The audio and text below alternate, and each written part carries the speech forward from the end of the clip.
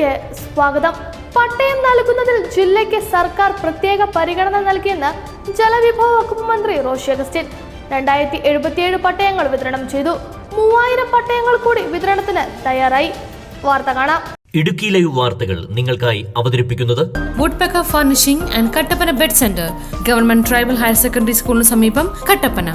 സങ്കീർണമായ വിവിധ ഭൂമി പ്രശ്നങ്ങൾ നിലനിൽക്കുന്ന ജില്ല എന്ന നിലയിൽ പ്രത്യേക പരിഗണന നൽകി നിയമാനുസൃതമായ ഭൂമിപ്പതിവ് നടപടികളാണ് ജില്ലയിൽ നടത്തുന്നതെന്ന് ജലവിഭവ വകുപ്പ് മന്ത്രി റോഷി അഗസ്റ്റിൻ ചെറുതോണി പഞ്ചായത്ത് ടൗൺ ഹാളിൽ സംഘടിപ്പിച്ച ജില്ലാതല പട്ടയമേളയിൽ പട്ടയ വിതരണം ഉദ്ഘാടനം ചെയ്ത് സംസാരിക്കുകയായിരുന്നു അദ്ദേഹം.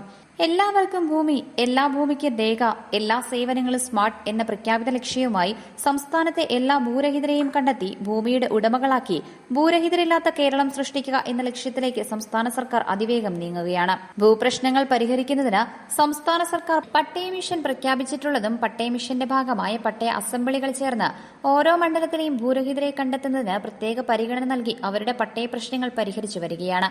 കാലങ്ങളായി തടസ്സപ്പെട്ട് കിടക്കുന്ന മാങ്കുളം മിച്ചഭൂമി വിതരണത്തിലെ സാങ്കേതിക തടസ്സങ്ങൾ പരിഹരിച്ച് പട്ടയ വിതരണത്തിന്റെ അടുത്ത ഘട്ടം ഈ മേളയിൽ ആരംഭിക്കുകയാണ്.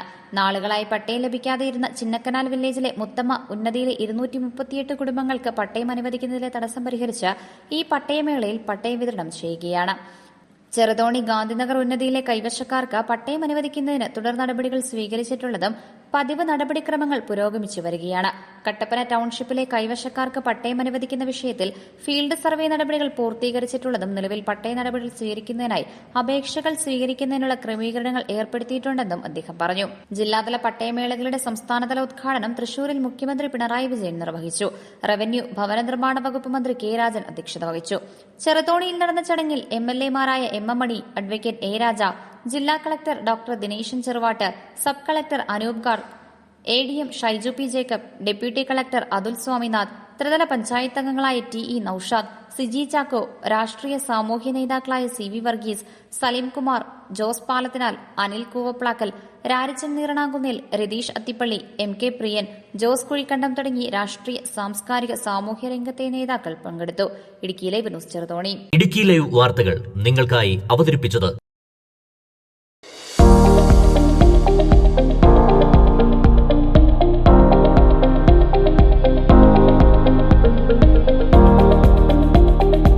എല്ലാ ഫർണിച്ചറുകൾക്കും വൻ വിലക്കുറവ്. 4 നിലകളിലായി മികച്ച collections.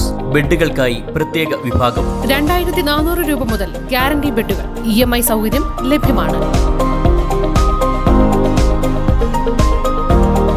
Woodpecker furnishing and Kattappana bed centre, government tribal higher secondary സ്കൂളിന് സമീപം, കട്ടപ്പന.